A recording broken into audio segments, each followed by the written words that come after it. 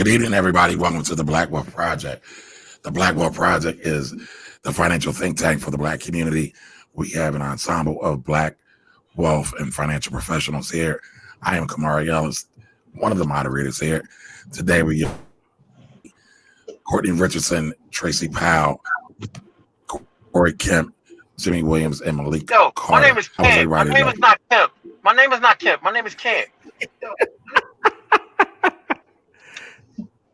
Camp, like summer camp. Yeah, man. So this is how we starting off today? Yeah, man, because you mispronounced my name. That's how we starting off today. Yo, mispronounce my first name. Don't mispronounce my last name, dog. We not doing that today. All right, I apologize. Go ahead, man. Hey, man. Listen, your first name is the name your parents gave you. The last name is your slave name. Whatever. My last name is the name. Whatever. We'll fight about that later. All right, come on. I'm with the monkey. How's everybody today? Yeah. I see people agitated. I see my guy Nat Turner up there. Corey's in his bag. So I see how people are. People are on edge right now. It's a lot. Definitely on edge. All right, so listen, we have a new partner here, y'all. So everybody, welcome Traci Powell to the group. Yizzo. Hey, Traci. What's going on, Traci? Welcome, Traci. Hello, brothers and sisters. How are you? You know, good, listen, good. These days are better than most. Facts. So listen, we were trying while the universe didn't make it seem fit. Then the Black God universe came through.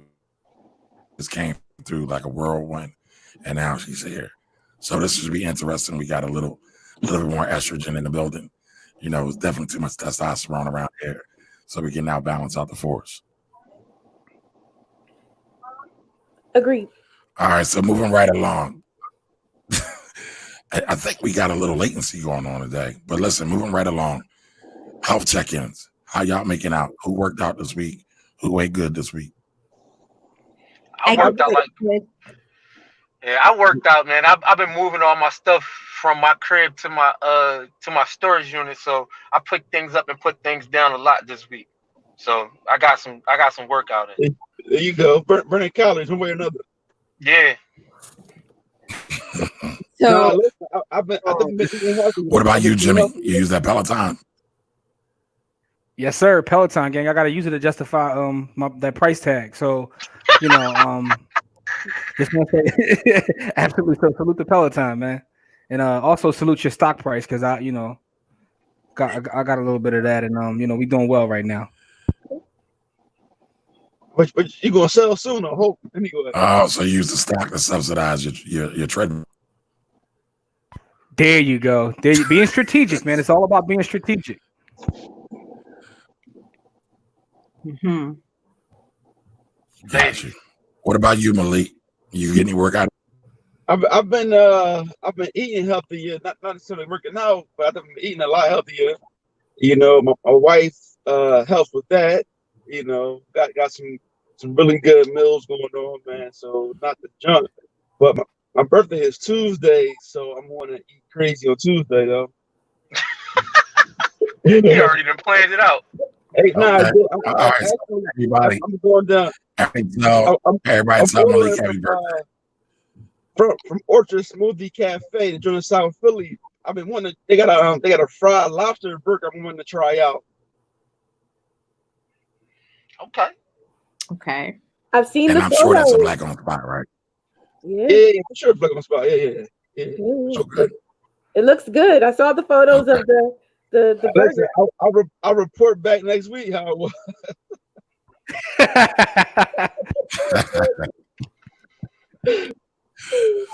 All right, so Courtney, how about you? Did you hop on your Peloton this week? Every day, all day. I actually just finished a month-long training program that was testing my FTP, which is my functional threshold power. And I just finished that. It was a month-long program. And I also got my, I have an Apple Watch. And I got my May challenge, which was to burn 19,000 calories. So I just got that today. It was hard. It was hard month, but I made it. So it's going well. All right, congratulations. 19,000. All right, Traci, you the newbie here. 19,000. 19,000. Wait, hold on. Let's see if I can find it. It was 19,000. Mm-hmm. I get it popping. That's it. All right, we say salutes to you, Courtney. Traci, all right, you the new member to the gang, so I know you didn't know about this, but have you worked out this week at all? I don't do like traditional workouts, but I do count my steps. So I can start working on sharing that with you guys once I get like all the details. Maybe we can all join a group or something. We can see where everybody's steps are. But yeah, my steps, I might have like 80 steps a day. I don't be doing shit. Okay. Yo, dude, Malik wild as hell, man. This is going to be a very interesting episode. Too funny. All right, so listen, I did my thing, y'all. I completed the 100 miles in May. 100 miles in running. I ran 100 miles in May.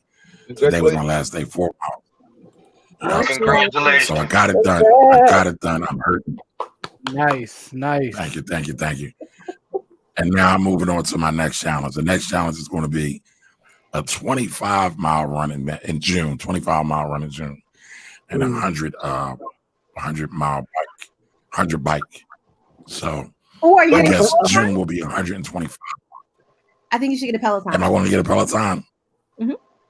Will you help subsidize it? Can we do like a GoFundMe or something? There's financing, and I have $100 credit to share.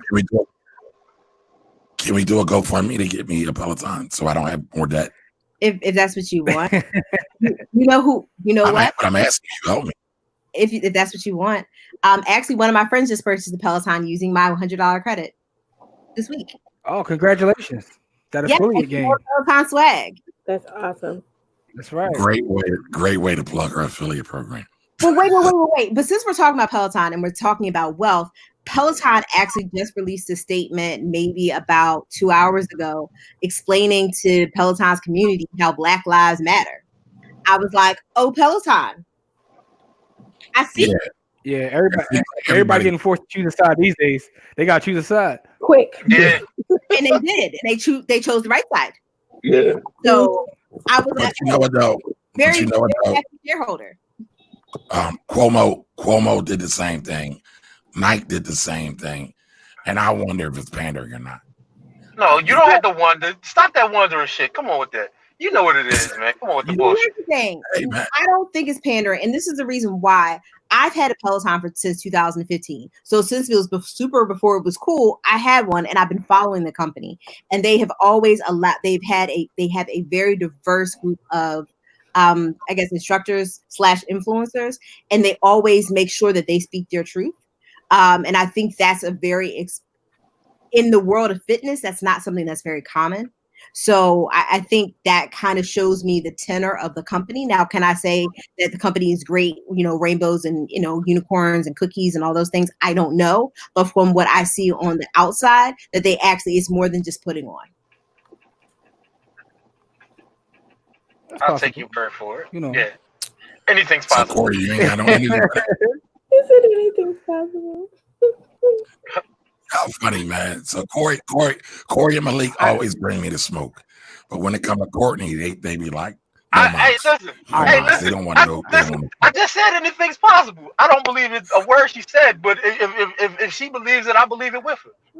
A word I said. Well, I think about Peloton. I don't believe nothing about what Peloton. I believe you, but I don't believe nothing about what Peloton is. I don't believe that shit. So if you believe it, I love you for it. I don't believe that shit.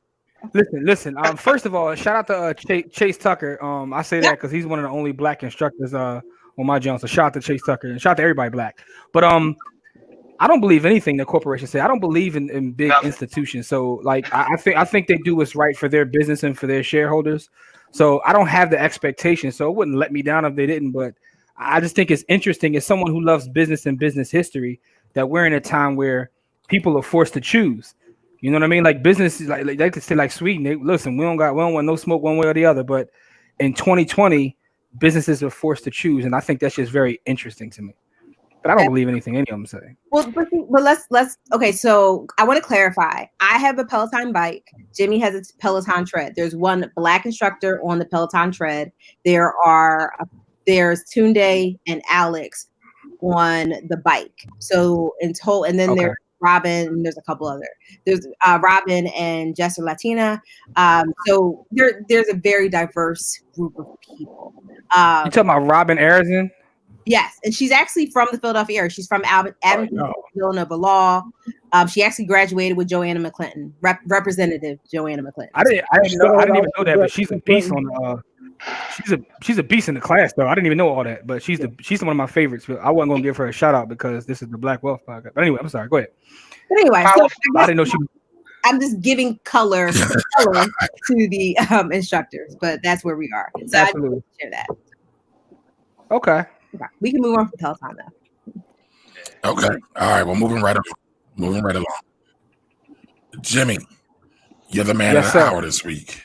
So you have the honor and distinction of bringing us the BOB of the week or the Black-owned business of the week. All right. So this was interesting because I had a Black-owned business that I wanted to highlight. Matter of fact, I'll stick with that. The one I was going to highlight last week. I want us to go to Black and Mobile. And you can check them out on all their socials at Black and Mobile, and it's blackandmobile.com. It's a delivery service for other Black-owned businesses. So supporting them, you're not only supporting two young gentlemen from the area who, have created this application, but you also support all the Black businesses that they actually go pick up food from and deliver to your home. They have a mobile app, iPhone, Android. And these two young brothers be out here hustling. I see them in the street all the time. And I think it's just amazing that they've created this little space and, for Black-owned businesses to actually help them deliver their food to people within the area. And they're now expanding. But check out Black and Mobile. Mobile, Mobile. Here you go. Black and Mobile. So that's the Black-owned business of the week. Yep. Black and Mobile. Yep. Gotcha. Thank you, Jimmy. Actually, I've met both of them. I did a radio show with them. They're actually very, very cool and smart young men. And I'm actually very, very pleased to see what they're doing out there right now. They're doing the thing. Mm-hmm. All right. So moving on to the very next topic of the week. Our current topic. How does everybody feel about looting? Protesting? No looting. I'm talking specifically about looting right now. Hey, listen. Who wants to go first? Because listen, I know it's a topic that people just looking down my timeline fall on both sides of it. To me, I saw this happening, right? So everybody's been quarantined. There's a lot of pent up energy. They're tired of things that are happening in the world. I have no problem with it, right? And I know that sounds crazy as someone who's a business owner, but I really have no problem with the actual looting. It's just getting crazy here in Philadelphia. I'm just waiting for like Bain to come in with the shirling and make his demands because it's going on all across the city at this point. So I try to think about what's the end result of what's everything that's going on, but the attention, now you have the attention of people by doing what you're doing, right? So you try to protest peacefully, and people say they should just protest peacefully. People want people to protest peacefully so they can ignore it. You can't ignore this, right? I know there are people, there are agitators, there are people that come in and take advantage of what's going on, but this is all part of it. People are fed up with the system overall. So it's like, they're out there tearing things up, because when you start to tear property in this country, believe you me, that's when you get people's attention. So I don't have a problem with it. I just really don't. Like, if people say, well, why are they killing Black folks? Like, let's talk about the real question, right? You want to point to that question, I'll point to another question. So for me personally, and I know some of you might feel different, I have no problem with it at all, though. So are we talking about rioting or looting? Malik, hold on, Corey. So Malik, how do you feel about it? We're talking about looting, by the way, just for clarity. All right, it's about looting. I just think that it depends on what's being looted. You know, I think that looting a small business that's barely surviving in the COVID era, I don't necessarily appreciate that.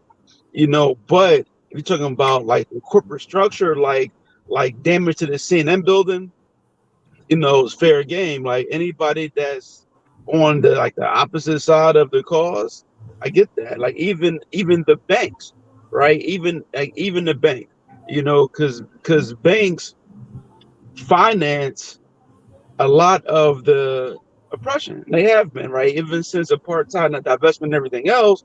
But the way banking system is part of the problem. I actually posted something that man Adam posted up. I reposted it.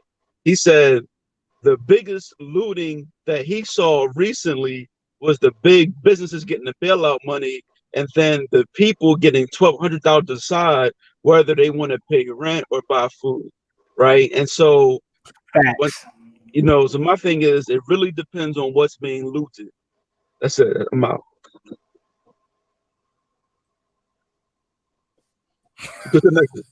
All right. So Corey, How I feel about looting? I don't really give a fuck about looting. Like, do your thing, tear the shit up, burn the shit down. I don't give a fuck. But it makes zero difference in the world of the big corporations, right? Especially the things that they're looting, like they're burning down property and stuff. That people, the companies already starting to work from home, and they couldn't get insurance money from the COVID, John. So you burning down the building, now they can get the insurance that they couldn't get from the COVID, and so these businesses was losing money anyway. So they in the grand scheme of things, I understand why they doing it, and so that's why I say, look, tear the shit up, burn it down, express yourself however you want to do it.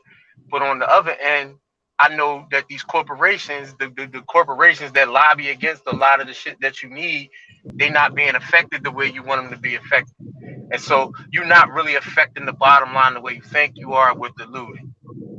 And so, you know what I mean? Like for me, it really I don't know, man. Like I have a lot of feelings about looting. I have other way different feelings about rioting, but we're just talking about looting. Then I'm just gonna leave it at that. okay. All right. Traci, how do you feel about looting?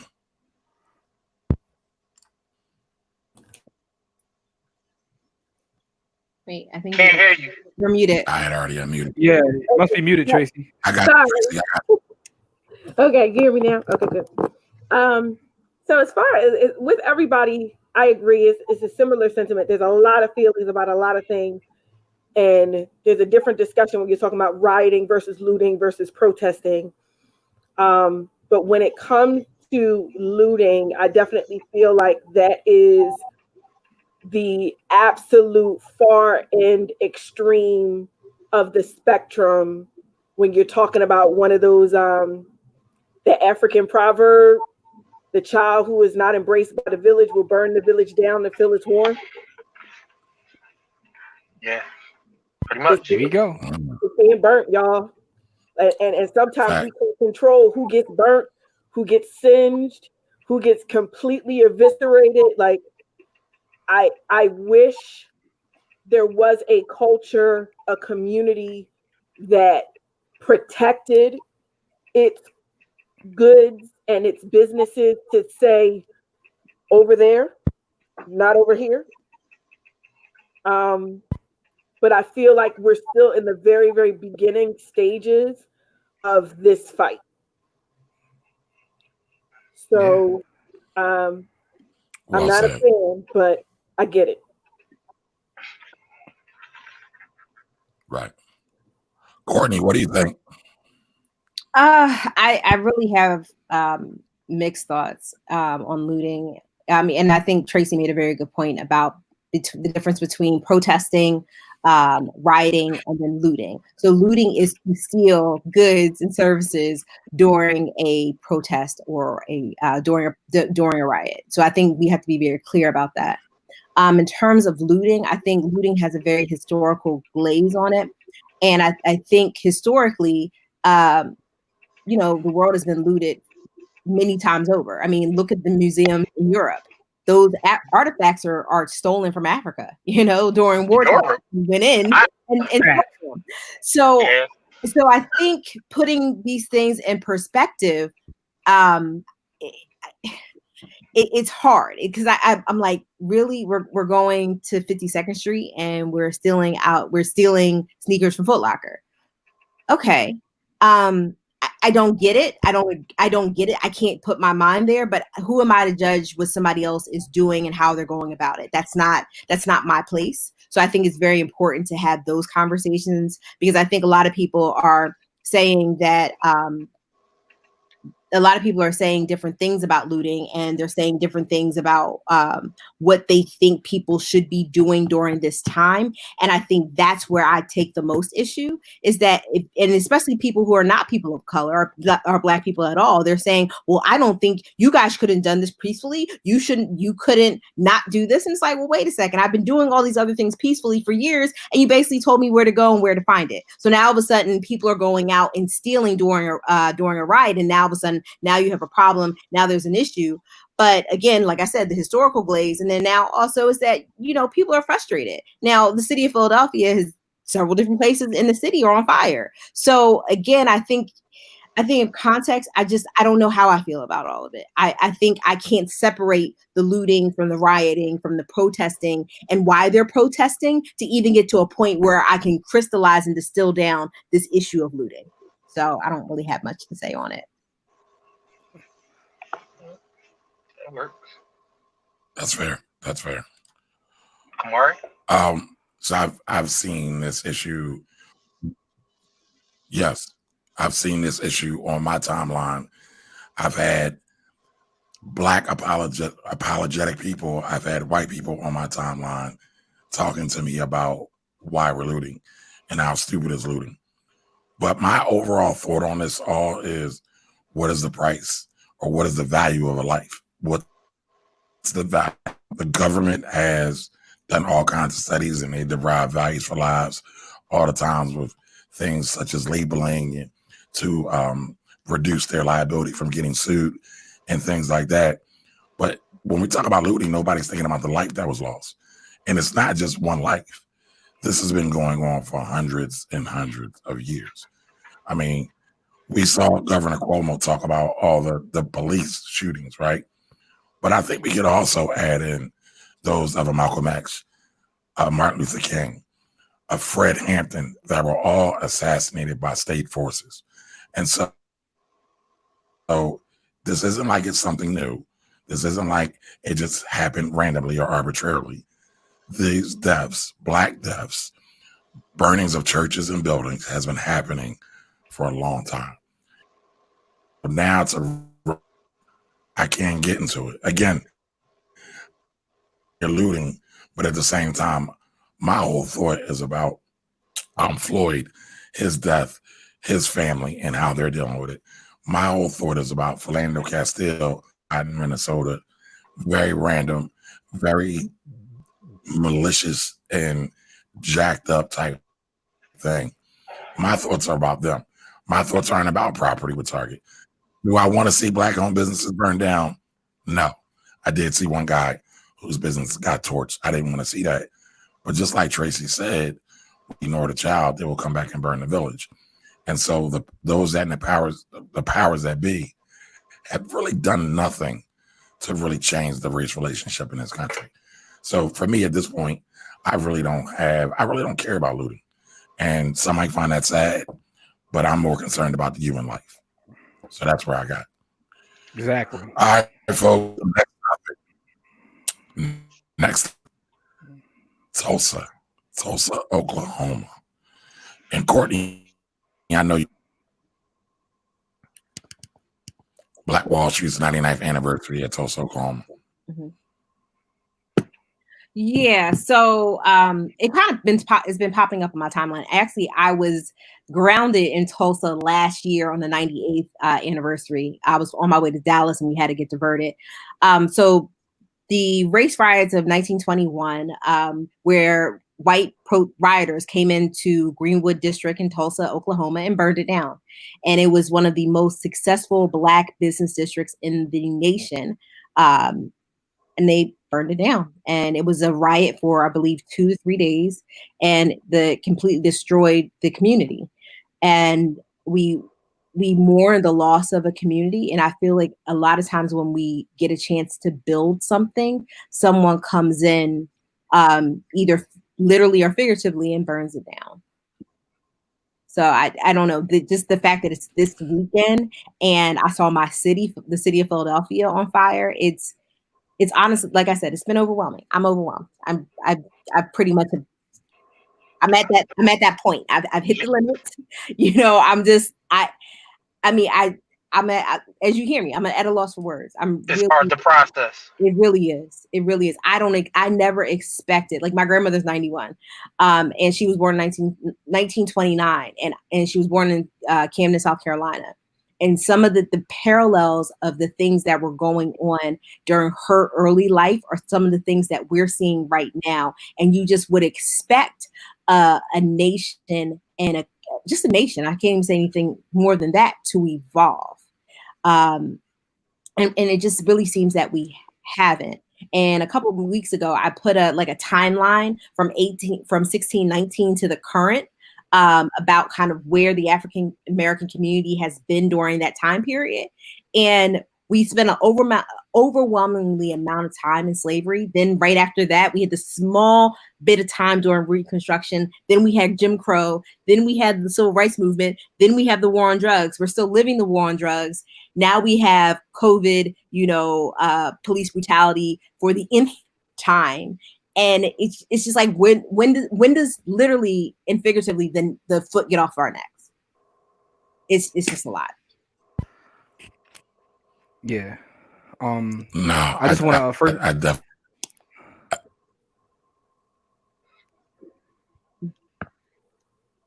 Go ahead, Kamari. I'm sorry. Go ahead, Kamari.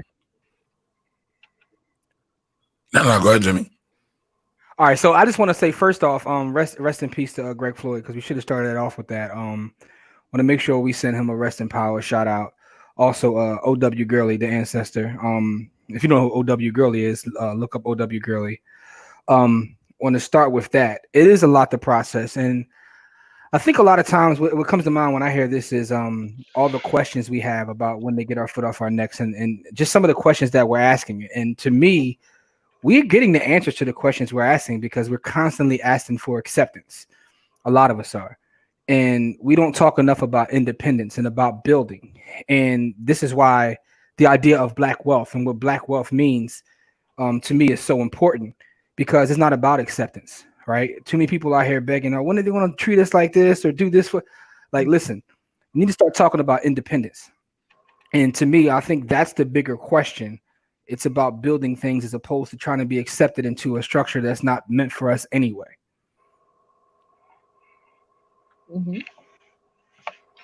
Yeah. You want to touch this, Kamari? Or I wanted to talk a little bit about. Yeah, I want to talk a little. Yeah, and for the audience, we're experiencing a little bit of delay because the internet's very hectic right now. I know everybody's going live and everybody's streaming, so we're a bit more delayed than we usually are. But I wanted to talk about Black Wall Street or Tulsa from two different angles, right? Tulsa, Oklahoma wasn't the only economic center in the United States. It wasn't the only Black economic center in the United States. You had Raleigh, North Carolina. You had Winston-Salem, I believe, had their own bus company. You had Philadelphia, you had DC, and you had Harlem, not to mention Rosewood and plenty other places. But I don't think people really understand a lot of the history behind Tulsa, Oklahoma, and why people went there in the first place.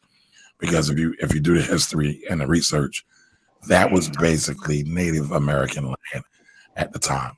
If you look up the Trail Tears, a lot of the Cherokees were there.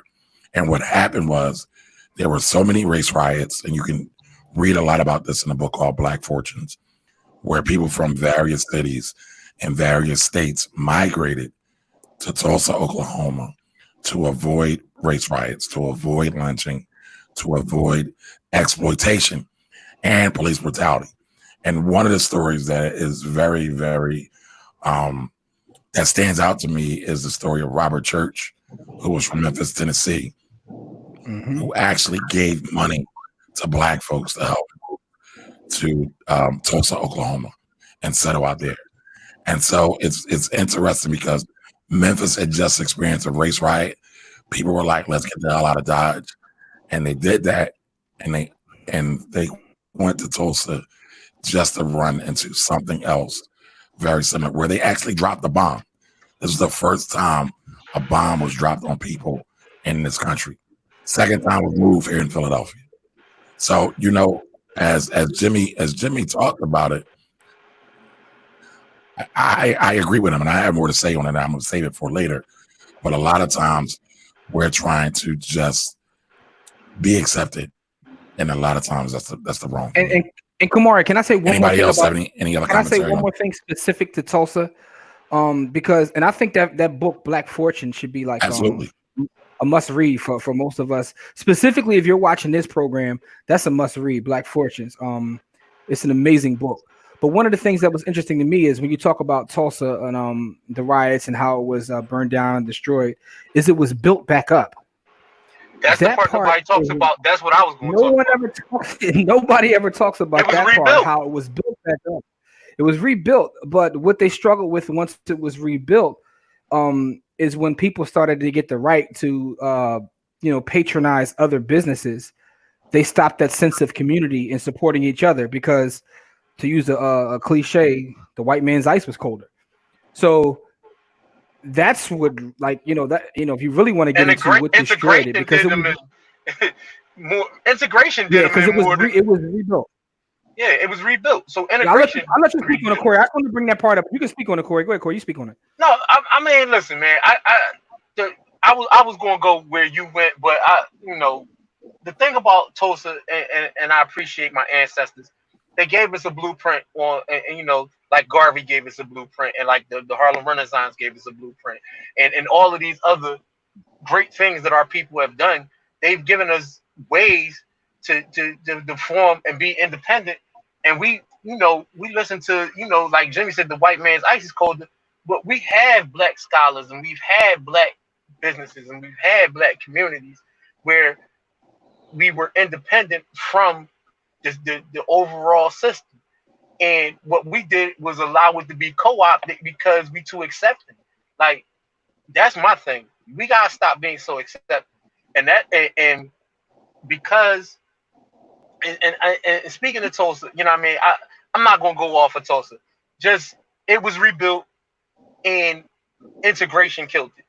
So I'm going to stop there because I might go Brother Malcolm out here and really tear some shit up. So I'm just going to let it go.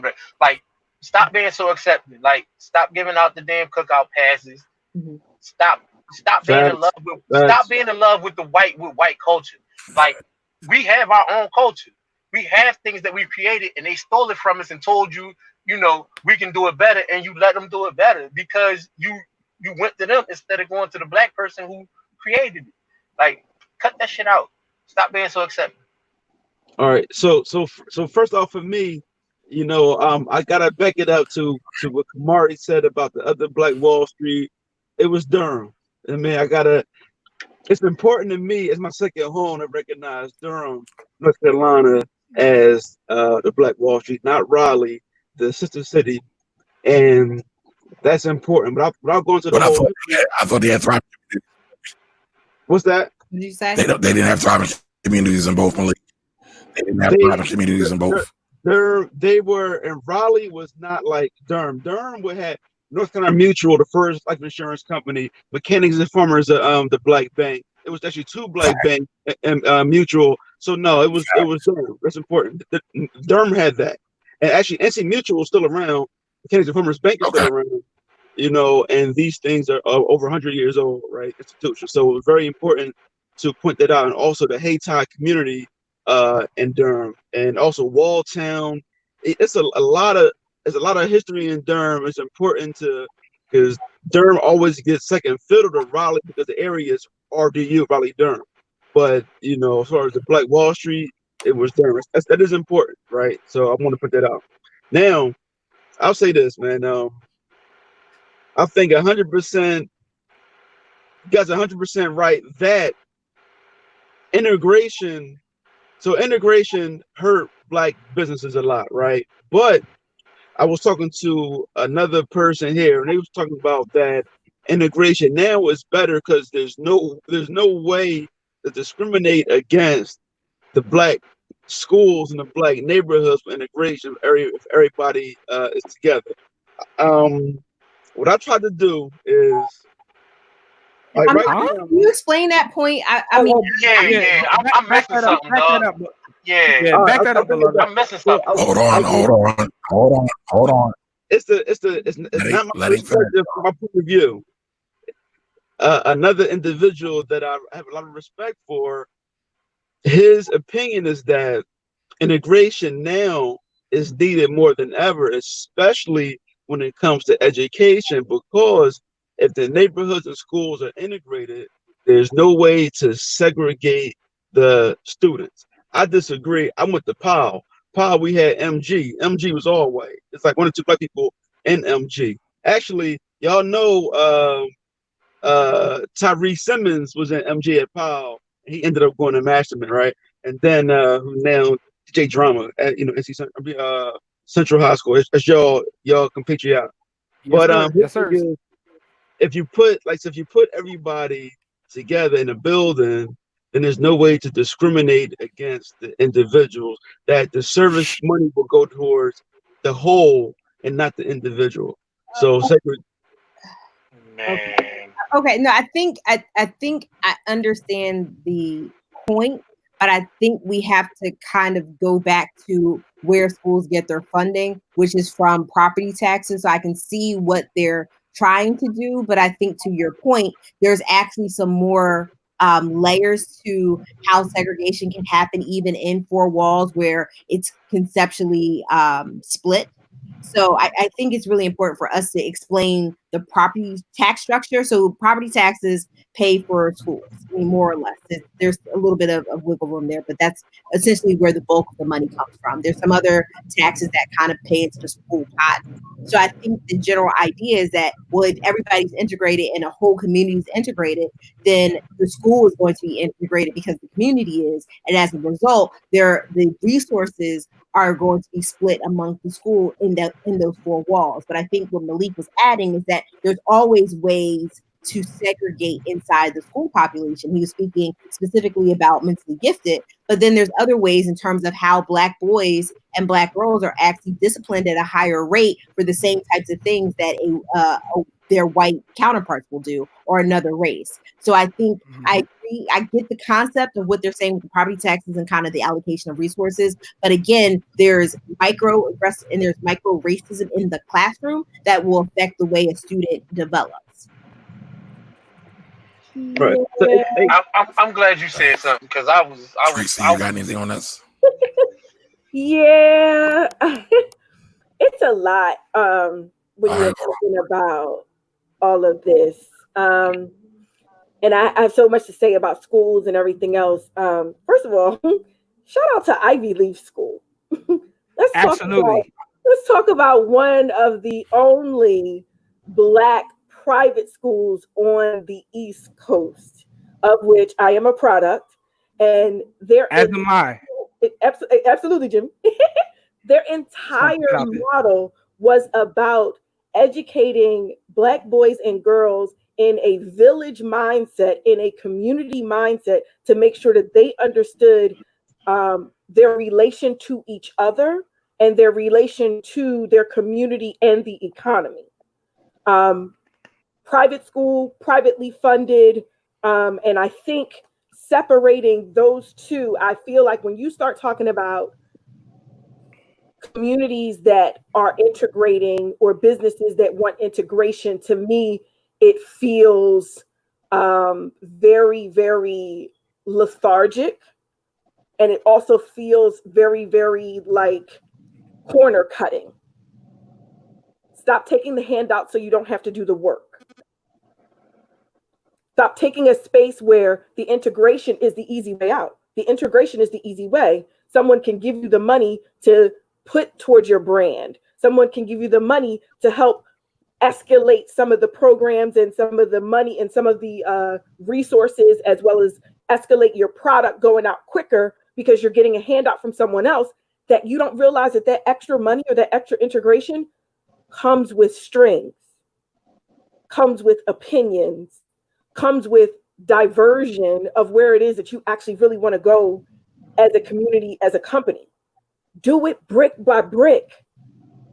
Do it space by space. Do it small by small, so that way you can create a strong foundation of a community that agrees and actually participates with your mission. And I feel like if you do it on your own and you keep the money in-house, you keep the businesses in-house, you keep the communities in-house, you can now build up, when we start talking about properties, block by block, buying them block by block creates community, which now creates tax dollars, which now creates a tax base that we can also get conversations with our elected officials. It turns into a snowball effect when you start building and organizing communities that can create with the same ideology together. And I just feel like if you have integration of other organizations or people who are like-minded, then it's a different conversation. But if you're taking resources and money from people who you know don't exhibit what you're looking for, who you know don't familiarize themselves with your current and personal mission, then I say that I'm not for it. Well, yeah. Well, as far as me, I'm going to take money from anybody that gives it. Gotcha. Well, let me. It's on me. So listen, I'm gonna say this, right? Just real quick, stir. If you give me just 2 minutes, I'm gonna get past this. For the past 2 years, I've been trying to put together like a super black real estate brokerage. Right now, as a realtor, as a real estate professional, we're not allowed to discriminate. I don't want to discriminate. That's not my intent. But in the city of Philadelphia, there are hardly any black top producing agents, and we're like, what's like 60% black or whatever. Like the majority of the properties transactions, if you have a Asian person, like a Korean person, it's gonna be a Korean realtor, right? Even a Haitian person can be a Haitian realtor. An African, if it's a Nigerian, it's gonna be a Nigerian realtor. If it's a black person on the house, it could be anybody, right? It'll just be anybody. And what I wanted to do is put together just to control the land masses, right? Just to control the type of properties that people want, not the type of properties, but control representation. Make sure people are being represented in a proper manner. It's put together an elite group of black professionals to start a whole new brokerage to work together that really would be unstoppable, because all of the best property, all the best deals are in the black neighborhoods. But the black realtors are not getting those deals, right? So it's black wholesalers, black black. So here's the process. You'll have a black wholesaler that'll have a property and they'll sell it to probably some other white guy somewhere who will develop it, and then they will resell that property. It'll be a white buyer, a white realtor, be white contractors, white lender most likely, white home inspector, white everything. And so my thing is like, okay, if we can control parts of those transactions, now we could bring some of those dollars back into the community. And we're still doing it, but we're weakened because we're doing it as individuals. And the problem that I had was that the black realtors that of name and that were successful, they didn't want to make that change. At least admit, like, listen, I'm making 6 figures a year, I'm okay, but what about everybody else that's coming up? And so I was trying to put that together, and I tried 2 or 3 times, and it just wouldn't work. But just controlling every part of that transaction, everybody everybody can eat. So it's all about that unity in the community. How it's supposed to work. Well, that's kind of what we were talking about. We were talking a little bit about that before we got on here. I got you. Yeah, I got you, Malik. I think that's actually a show topic, a whole separate show topic. But let's not get too dissuaded from what we were talking about. I just want to say this real quick, and then I want to check in with everybody in the comments. I personally don't think integration ever happened, right? Because when you look at the neighborhoods, black people still live with black people for the most part. White people still live with white people, and we still have the same issues that we had before Brown versus the state of Texas, the state of Kansas, excuse me. So I think I don't know that integration killed us. I think our lack of culture and cultural pride killed us in terms of business, going back to Black Wall Street and what we were talking about in Tulsa. But real quick, I just want to check in with everybody. Yeah, like we didn't integrate. We didn't physically integrate in terms of like, being melded together like that. But we started giving our money away. We gave our buying, like that's what it was. What integration means to me is now I can spend my money with a different culture, which I guess goes to your point about culture. But that's what was integrated. But that's why, right? But that's why I said desegregated. I think there's a difference. There's a difference between desegregation and integration. And many might say I'm splitting hairs, but I don't think I am, because, like you said, we're allowed to spend our money, but we're still not allowed to move freely and do things freely. But the psychology. Well, we'll get into this, but let's move forward because we ain't got that much. Let's move forward though. So everybody that's watching, feel free to check in. Let us know how you're doing. K Hood, I just tagged Kiana Davis. Thank you for doing that. And Kia, I want to say your name right. Love it. We'll be sharing it. Thank you so much. We are here every Sunday at 7 p.m. Dwayne Davis gave everybody but me a shout out. Thank you. Oh, me and Corey. I'm not in there either, brother. So Christopher Patton. All the ENS folk. Oh, I see what happened there. Oh, it's the ENS thing. Well, Courtney didn't go to ENS. Courtney with the girl. So Courtney with the girl. All right, but, Chris Walker shared a Twitter post. I can't. Yeah, gang with you Central folks. But Chris Patton said a Twitter post. Chris, we can't see what that is. It just shows up as a hyperlink in the chat. Let us know what we're talking about. John Williams says, and Elizabeth Patton, hello, and gives us the big muscle up. So thank you for that, Elizabeth. All right, so moving right along. We're coming to the main topic of the evening, the importance of Black wealth in the movement. And so, as always, we kind of move through these things in alphabetical order, or we try to. So the first person we want to go with on this is Courtney. Oh, so what are your thoughts about Courtney? So I tagged Rich and Regular they're on Instagram, they're on Facebook. They wrote a really interesting post. They are, Rich and Regular is a husband and wife down in Atlanta, Georgia. They are proponents of the FIRE movement for African Americans. So for clarity, what the FIRE movement is financially independent, retire early, in terms of basically becoming financially free and being able to do whatever you want, not being tethered to a job. But they talked about today, like 5 reasons why Black wealth matters. And I just think what they hit was like, that was dead on. And they said 5 things. They said, Black wealth matters because you can afford to bail out protesters. If anybody knows, is that protesters are getting put in jail and they get bail set, and somebody has to go bail them out and they have to pay money. So if we don't have that money to be able to pay to get people out, people are stuck in jail. Provide funding for resources to support the movement. I know I shouted at Peloton earlier, but Peloton contributed $500,000 to the NAACP Civil Rights Fund, their legal defense fund. And that makes a difference because a lot of these things are going to be litigated in court at some point. And shout out to my colleagues, the attorneys, we cost money. and it's a lot of time that has to go into it. I mean, the Brown versus the Board of Education was decided at the Supreme Court in 1954, but the strategy for Brown versus the Board of Education of Topeka, Kansas, that was, I believe, the strategy started in like 1935 with the Louisiana cases for the train cars. So again, it was over 20-year legal strategy. That takes a lot of time and a lot of money. Contribute to candidates who support their values and views. I mean, it's really important. We talk about when people get into office, you know, we expect them to support us and whatever, but did you put them there?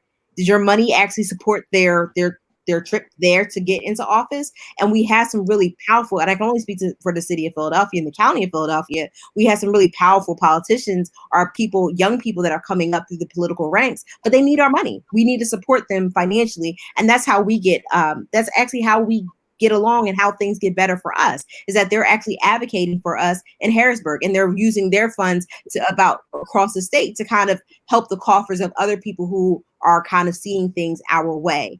Because at the end of the day, a lot of people focus on the national elections. National elections are super important. I always talk about the Supreme Court, but local elections are meaningful. Who's going to jail, who's not going to jail? The DA decides that. I mean, who even starts kind of the process if they're going to prosecute or not? That's the district attorney, which happens on a county level. And then also, we were talking about this in the group chat earlier, transferring funds to banks who lend money to Black businesses. Black businesses unfortunately, they're completely underfunded by grants and loans, and then other opportunities in terms of government contracts. There's a lot of different holes that we have in terms of funding. And so and one of the things that we talk about a lot in the business groups that I'm in is that we walk into a regular bank as a Black business, it's hard for us to get funding. You'll give me $100,000 to go get an education. You'll give me $50,000 to go get a luxury car. You may or may not give me money for a mortgage, but more likely than not, you will. But for my business, yeah, that's going to be really, really hard. And we even saw that with the PPP and all the other loans that were available through the Small Business Association. A lot of Black businesses were not getting the money, but the Lakers got some. Really? And then also the ability to provide jobs. Black business owners are going to likely employ other Black people. So again, our ability to provide jobs provides stability in the community, but not only just stability in the community, it also gives us the space to speak freely about the things that bother us. I mean, the things that actually affect our community on a day-to-day basis. Some people are really afraid to speak out about how they feel about what's going on outside their door because they're afraid of what their employer is going to think about them or do to them when they get in the door Monday morning. So that's all I have to say. Okay. And I wanted to show the list because you put it up today on your IG feed, and I thought it was a really, really good list as well. I believe everybody can see that now. So we have afford to pay bailout protesters. By the way, shout out to A.G. Gastons, shout out to Jay-Z, because they are Black wealthy people who did that in the past and currently do that now. You had provide funding for resources to support the movement. 3, you had contributor candidates who support their views. 4, transfer funds to banks who lend money to Black businesses. And 5, provide jobs. So, I mean, I think those are all solid. I got a whole lot to say on it, but I know it's Corey's turn. So go ahead, Corey. Black wealth is about time. Money gives you time. And so what happens is when people have more time, they start to do the things that free people do, which is riot, rebel, and XYZ, which is what you see with the COVID thing. When you gave people time, they have time to think and process, and now their feelings are coming out. And that's the same exact thing that would happen if you gave people more money, which is why it's a conspiracy to keep most people poor. And those people that they keep poor disproportionately are Black people. So Black wealth is important because it gives us time to be able to think and to process and to do the things that build freedom habits, the habits of free people.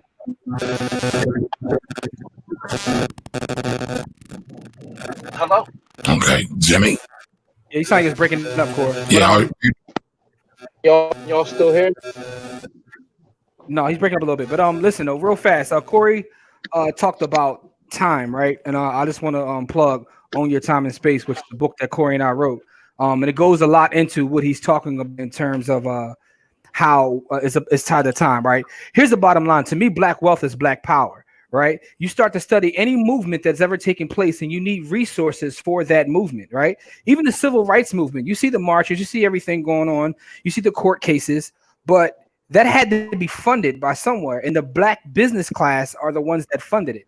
So to me, black wealth is black power. I just want to tell a quick story real fast. One of the reasons that this has become my life's work, which is also like by the hood in terms of owning property within our neighborhoods and also trying to build black wealth through the stock market and real estate. One of the reasons is because when I first got out of high school, shout to Central High, because I know y'all ENS folks in here now. But when I first got out of high school, I was trying to actually go into politics because my grounding from Ivy Leaf, right?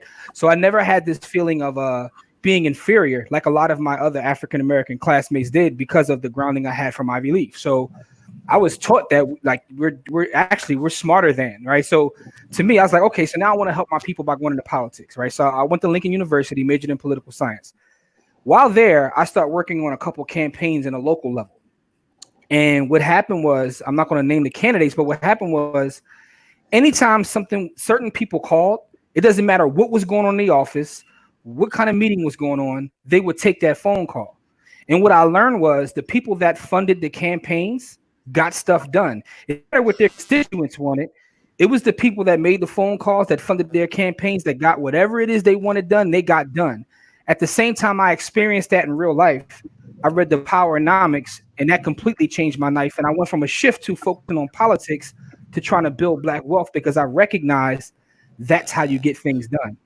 Right. And what I recognize even with that is it didn't even matter the color or nationality of the person on the phone call. It could have been an Asian person. It could have been someone from the black business class. If they funded that campaign, what they wanted to get done got done with a phone call. So to me, black wealth is black power. And to me, that's also why Powernomics is a must read book for anyone looking to study black wealth. Right. So Black Fortunes, as you mentioned earlier, Kamari, and Powernomics are two of my favorite books for that reason. You have to be able to fund these movements, no matter what the movement is. If you want to get your point of view across, it takes capital.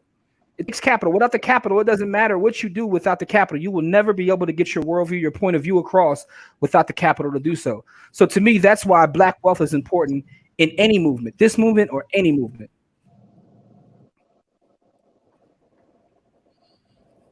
Okay. All right, Malik, we coming to you, aka Nat Turner. Nat Turner, there we go. So I 100% agree with so far what everybody said. I made a post today that a few years ago, a lot of my money was coming from white folk, and I wouldn't voice my opinion as adamantly as I do now because I needed the bread that was coming from the white folks, right? And so because I was able to grow independently wealthy, now their opinions of me don't matter at all right? And that's all part of black wealth. I can say what I want, I can do what I want, and I can also, now I'm in a position to where I can help other people to attain that wealth. So maybe they'll be able to speak how they feel, and be as outspoken and put the actions in, and also, like I said, like, right now, a lot of bail money has to be raised, and as Killer Mike put it, we're not really ready for revolution, right? We really need weapons. Weapons going to cost money. Food's going to cost money.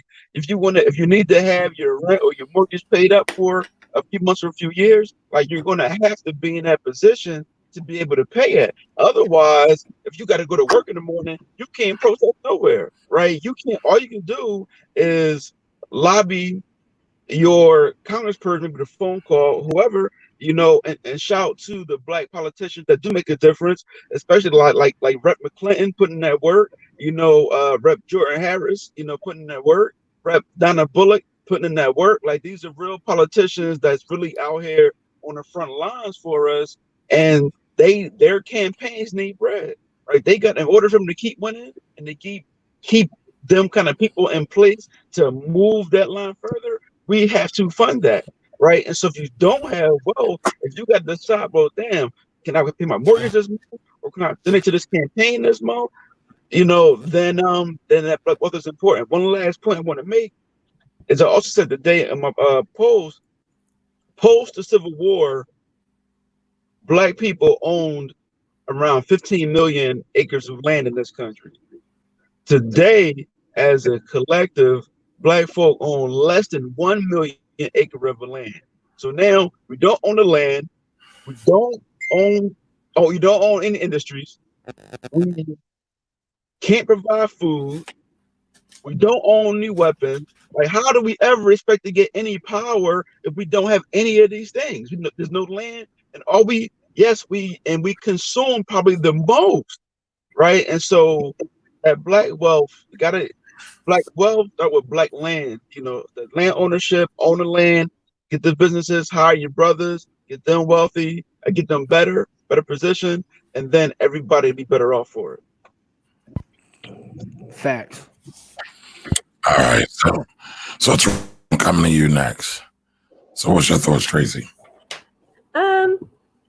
I personally feel like I agree with pretty much what everybody has already said to this point. I always feel like when it comes to wealth and when it comes to creating privilege, which to me is a symptom of wealth, you have to follow the money. You have to make sure that there are economic systems put in place to make sure that generations are able to survive, thrive, and prosper. And I feel like Black wealth to me looks like making sure that kids in our community don't have to worry about education gaps. They don't have to worry about technology gaps. They also don't have to worry about starting businesses and being able to put resources, community, meaning, oh, you want to do something for a business? You want to create a business? Well, let's talk to this person because they're already doing that. They can add some resources to you to help you launch what you're doing. Oh, you need money? Oh, we can literally talk to this person. They can help put some starter funds in your pocket to at least get a prototype launched. To me, that is Black wealth, is options. It's freedom. It's being able to literally have the kind of America that it was projected to be. And to make sure that everyone who is functioning under that economic system is protected. That to me is also Black wealth. It's also being able to have a privilege behind your name, behind your community, that really legitimately is just like, oh, no, this person has just shown up and they are a part of this community. So you know what? We're going to kind of push them to the forefront. We're going to push their conversation to sit down and talk. And I feel like some of the Black wealth discussions also start from reputations. It starts from reputations of not only execution, but it starts from reputation of consistency.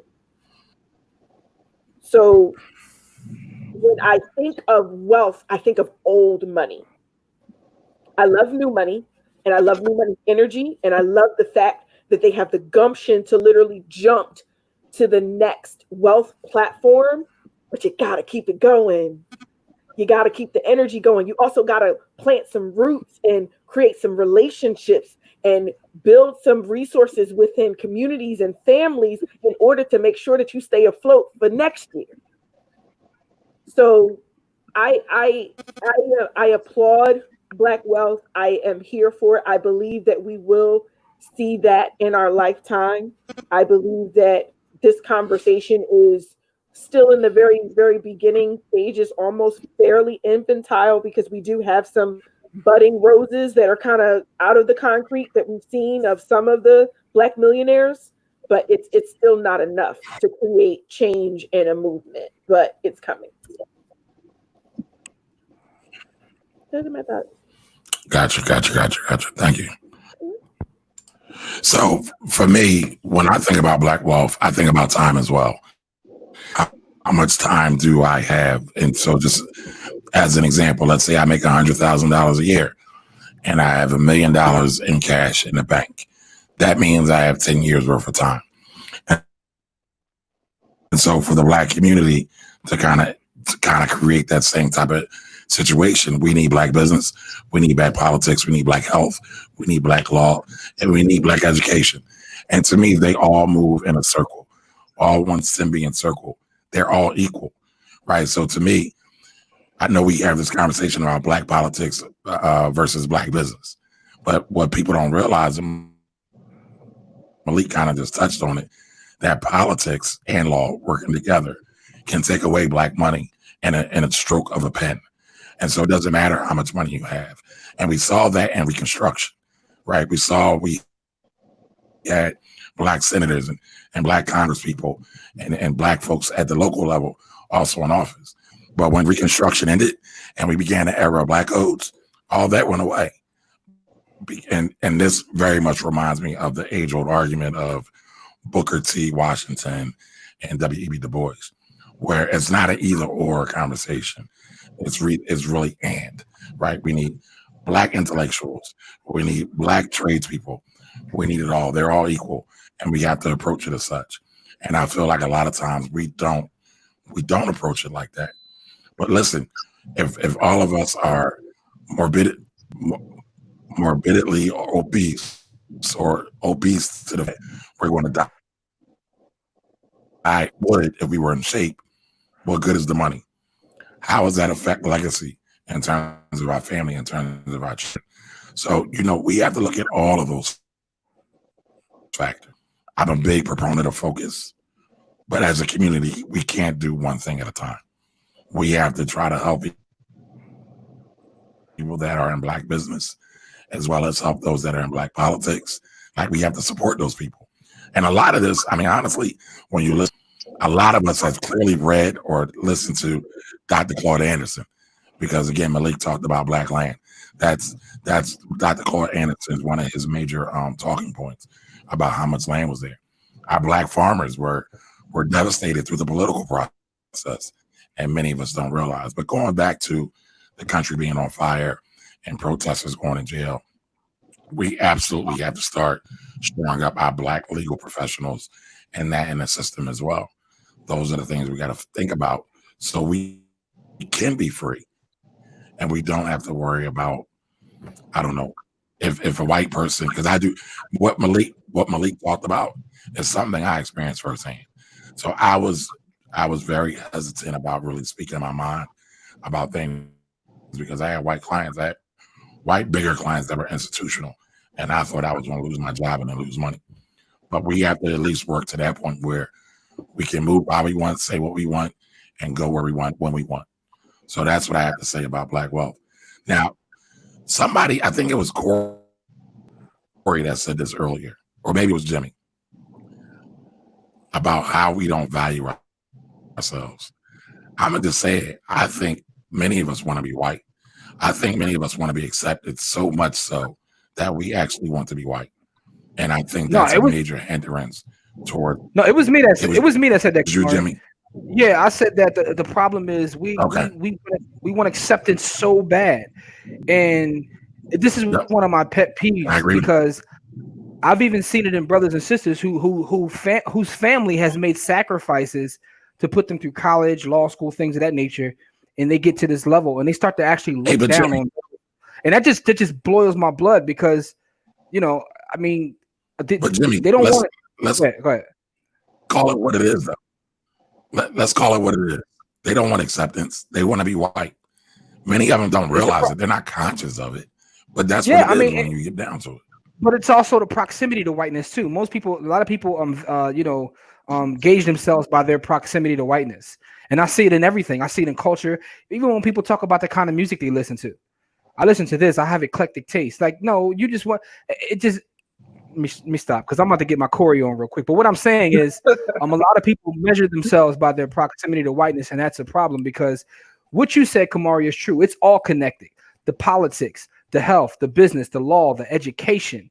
But what we're really talking about overall is working as one unit, working as a group, right? If we're talking about vote, we should be talking about voting blocks. If we're talking about economics, it should be group economics. You know what I mean? So this is how you get things done. And before we got on here, we were having a conversation, all of us offline, about like, banks and group investing and things of that nature. But the problem is, if everyone is gauging themselves by proximity to whiteness, that's going to be a problem even working together with that way. But that's why I feel like you have to build with like-minded individuals. The reason we're able to coexist and come together to create this platform is because we have a lot of the similar motives in terms of what we're trying to do. It's not about the individual. None of us wants to be celebrity or star. It's about what are we going to do for the community, right? I don't care how many, and I think it was Traci who said this, we have a lot of black millionaires, right? What does that even mean, right? If I have $1 million, but I go back into my community to help someone, I put a post up yesterday on the Buy the Hood page with Muhammad Ali saying this. What is it even worth? So we have to stop thinking about I and start thinking about we. I don't care how much money you have. So we talk about finance and we teach finance, but it's about what it can do for the overall community, not what it can do for us personally. I totally agree. I would rather have 10 people with $100,000 than one person with $1 million. And facts me that. Until we can really get to that mindset, I think it's going to be hard. I think it's going to be hard. But I mean, as we open this, but I always want to say it's just that what I found was other people, they just want to be the richest one of their friends, right? They want to be the richest. They want to be the richest person in their family. They really want to be really, really rich, just richer than everybody they know, right? And sick. You know what I'm saying? That's really it. Pop bottle, buy a BMW, get a crib in the county, right? And that's it. And then don't teach. Whereas black people, it's a whole other subject, whole other lane. But I'm gonna say this real quick, it's important.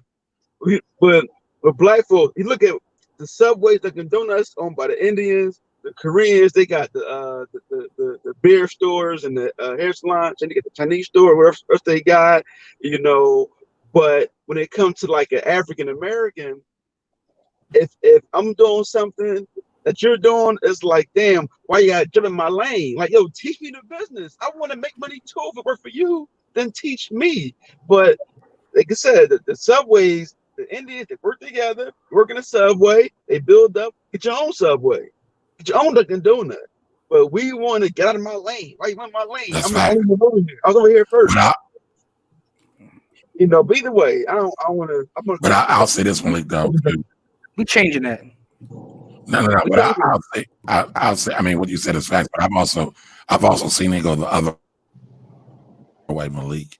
I've seen where folks don't want to work for the black person with the black business and learn because they feel like that there would be subservient to that person. So, anybody else got anything else on this? I could talk about it all day long. Well, listen. But I think you always have to look. I mean, I think I do this a lot, but looking at things through a historical context, if you look at any other oppressed community across the world, it's all the measure of success is always in proximity to whiteness. So I lived in the Philippines in 2009, and I kept seeing people walking around, fair-skinned individuals walking around with umbrellas. And I was like, why do you have an umbrella, baby? It's not raining. But they were trying to keep the fairness of their skin. There was a billboard, and if you've ever been to Asia, Asia has the biggest billboards I've ever seen in my life. And there was a billboard with a white woman and an African woman. And it says, our skin, fade cream can get you from this, the African woman, to this. And that was acceptable. Now, if we saw that in the United States, people would lose their minds. But again, it's the idea of the proximity. That was a Dove commercial. I'm sorry. It's the proximity. That was a Dove commercial. Right. No. It was not. No, I can't even find the billboard. It was not the Dove commercial. No. I'm saying no. What I'm saying is the Dove commercial remixed that. That's all I'm saying. No, No, the Dove commercial was a little bit different, but a lot of people took it that way. But that's not what Dove commercial was. And I'm not standing up for Dove or anything, but I think it was a miscommunication about what it was trying to portray, and I think people took it like the wrong way. I just don't think. I think the marketing missed its mark, but people took it the way of Billboard, but that's not the way it was intended. But I'm sharing this to say is that, and then I've gone to other places, same idea. If you were colonized, you want to be like the colonized. You want to be like the oppressor. So I don't think that that's something that's definitely part of the Black community, especially given our history of oppression, especially when it comes to the United States. And I think it's very. I try not to be. I think sometimes in these conversations we get a little hard on our brethren. I mean, we really literally deal with a lot of stuff on a regular basis. I mean, poverty. A lot of us live in poverty, and poverty has its own set of issues and problems. And it's not just, oh, I'm poor. It becomes part of your psyche. And part of poverty, and I think Malik talked about this in his conversation, is their idea of scarcity. Well, if I'm this person here and I'm doing my thing here, if you get in my lane, you're going to kick me out of my lane. So it's the idea of there can't be two of us in the same lane. This is a one-way street as opposed to a 4-lane highway. And I think when we operate in that idea of scarcity, it really does hurt us as a community. But I think it's a function of growing up and living in a poor and impoverished society. And I really want us to be careful about, attributing socioeconomics to race. Because I think sometimes we get them confused and intermix and intermingle. And I think it really hurts the conversation not to separate the two out. And I know it's hard to separate the two out because of how closely they live, especially in the United States, together. But for sure. I absolutely agree with that. And I absolutely. I mean, I would say that.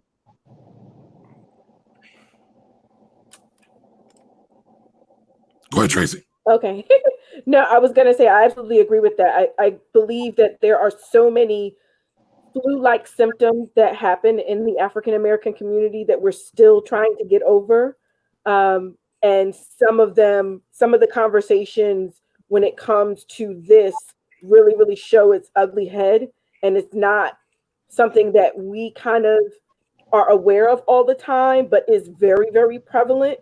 And in our community, those of us who have made it or have figured out the code or have cracked it took so much to crack it, took so many hours, so many beaten down of doors, so many, foots kicked on them and necks stepped on them, that when they finally get it and they have someone who wants to ask them for it for free, there is a bit of a chip on the shoulder. There is a bit of a concern that's just like, you know what I had to do to get here? And we as a community have to learn how to take education as well as investment in our community and in our generations that come behind us, because we can't take it with us. We're not going to be able to die with our things and with our knowledge. So we have to perpetuate it with generations that are coming up behind us, so that way they can build the world that we had up here. Those are just my thoughts. Okay. Great point. Now, what I was going to say, what I was going to say, going back to Courtney's point, is we all suffer from white supremacy one way or another, and you see those things manifest itself around the world. So no, I don't think America is that different than India, Australia, or the Philippines. And I actually look at the African diaspora, in my opinion, as a place for all of us. It's not just for one person. People vary on. I was going to add.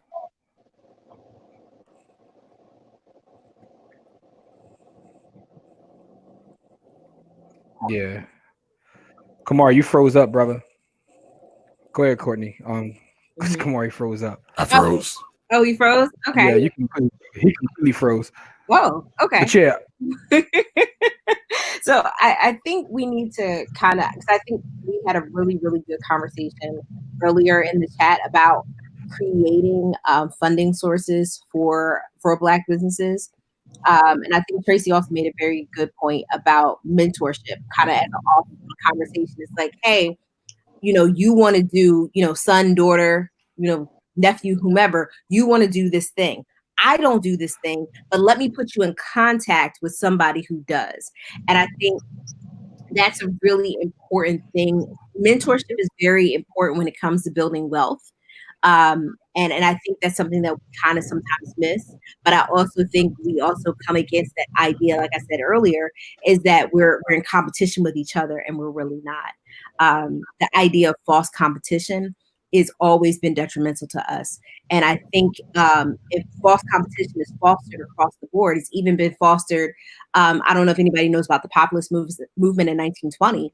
There was a populist movement between the farmers, Black farmers, white farmers. They all had the same issues. They had all the same concerns. And then those who were trying to kind of break up the movement decided to divide and conquer. And they came to the white farmers and said, hey, you guys aren't like those Black people.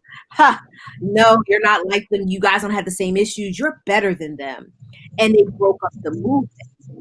But again, if they were able to kind of galvanized, they would have been able to really push forward the ideas that they had and what they needed. So I think when we're talking about Black wealth, I think that community building, that group economics is just so important. And actually having an idea and agenda. I think we've had a couple of conversations about having an idea, having it like, what's the Black agenda? What's the Black agenda? And sometimes I think it's very hard to have a Black agenda nationally, because me living in Philadelphia is going to be completely different than somebody living in LA, but we can have an agenda for our local areas. And there was a question in the comments. They said, someone asked you, do you think that foreclosures are going to increase in 2021? Yes. Do I think it's going to be immediate in 2021? I don't think so, because I think they're going to do some of the foreclosure stalling techniques in days that they were doing, that they did in 2008. And I think Traci could probably talk about that more, about what she experienced in 2008 and kind of the way foreclosures were stalled for some time, and allowed with the loan modifications before they actually went forward with the foreclosure process. But I definitely think they're going to start. I don't think it's going to be early 2021. I would probably say mid 2021. And I think one of the bigger things that I want people to do, if you think you're in that position that you could foreclose on in the next year, definitely get your ducks in order. Definitely, I don't know if we talked about this a couple of weeks ago, but bankruptcy may be an option for you. Don't allow the shame of bankruptcy to allow you to lose your stuff. So that's my comment for that. Mario. Okay. All right. We're closing. We're approaching our time. Hopefully, I'm not frozen again. I want to apologize to everybody because we're experiencing crazy delays. I think everybody is on the internet live streaming right now because of all of the protesting that's going on across the nation. But what I want to do at this point, I know we've got a hard stop. So I just want everybody I want to thank everybody who joined us tonight.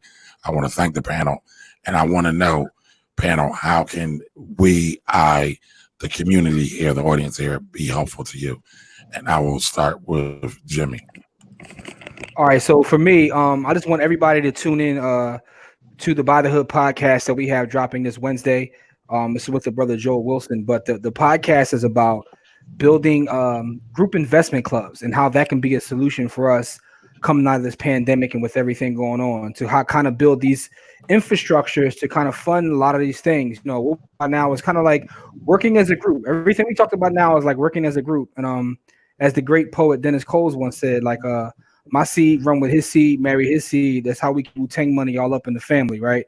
So that's a very important quote, because what he's talking about there is strategy, and that's what we need to work on, is strategy, right? So just pay attention and watch the By the Hood podcast. It drops this Wednesday on all your favorite podcast platforms as well as YouTube. And go to the this actual Facebook page as well as the By the Hood Facebook page, like them both, and you'll see that podcast drops this Wednesday, because it's very important to understand how locally we can start building these groups, and we can also build them nationally, because we talk about that as well. Strategies to build groups.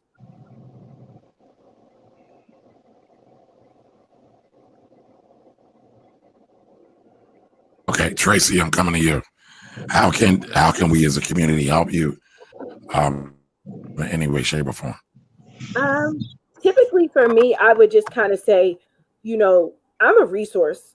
I'm available. I'm definitely in the Pennsylvania area. I have licensure to sell and consult for real estate workers license as soon as COVID is over and I can get the state to open back up.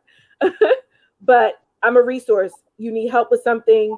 If you have questions about something, if there's something that has to do with real estate, with your current property, your family's property, your estate from your grandmother who passed away, who left you property, let's talk. At least with our resources, even the community on this platform right now, we can figure out what we can do or what can be done with it. And I prefer the wealth be passed around in our community than to be passed away. So, and my social media handles, Real Estate Traci on Instagram and Traci P Realtor on Facebook. Gotcha. Thank you, Traci. Okay. Corey, what you got for me? How can we help you? How can we support you? I'm not helping you move, bro. No, you don't gotta do that. Just support a black business. Like redivert some of them funds that you spending toward whatever you spending it on and put it inside a black business. Help a black business hire somebody else. One of the greatest things a black community can do besides grow its own food is hire its own people. So, help build a black business so that they can start to hire other black people.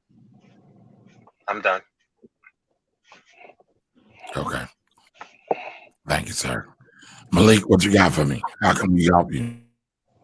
So right now, I just want everybody to stay safe, keep active, and just prepare for that next thing, right? Don't let the moment go by. Like keep the momentum up, keep the pressure on. I know this is going to be a tough election for this year, but but still stay active. Find a politician that you love, and if we have the crowd fund a politician, then that's what we might have to end up doing. But save your bread, stay out of trouble, and for that guy that punched that cop, if anybody could find out who he was, if he got locked up, if he need bail money, holla at me at real estate _coach_Carter. Send us his cash app. Yeah, send the cash app for sure. All right, thank you. All right, Courtney. This Sunday, I will be working with Tanya Rapley from MyFab Finance. We will be hosting a free webinar on all the ideas to fund college, including the 529 plan, the Coverdell, and using Roth IRAs, custodial Roth IRAs for things beyond retirement. But retirement's a great thing, especially if your child is working currently and they're under the age of 18. They can open a custodial IRA, which is used for multiple things, which includes retirement, purchasing a home for a first time, and can be used for education. So we'll be having that conversation 3 p.m. Eastern Standard Time on Sunday. You can find me on the Ivy Investor on Instagram and click the link in my bio to join us for the free conversation. I'll be there. Yay. Okay, thank you, Courtney. Same here. I'll be there. I just want to thank everybody. I want to thank everybody for tuning in tonight. Thank you for watching the Black Wealth Project. The one thing you can do for me is follow the Black Wealth Project on Facebook and also follow the Black Wealth Project on YouTube. And if you have any questions, feel free to reach any of us. And I will see you all next Saturday, 7 p.m. Please stay safe. Please stay safe. I know there's a lot of rioting going on there, but there's nothing more important to me and to what we're doing than your safety, because if you're not safe, we can't build a safe nation. All right, everybody. Sunday. Everybody have a great... Not Saturday, Sunday, Kumar. Next Sunday. Next Sunday, 7 p.m.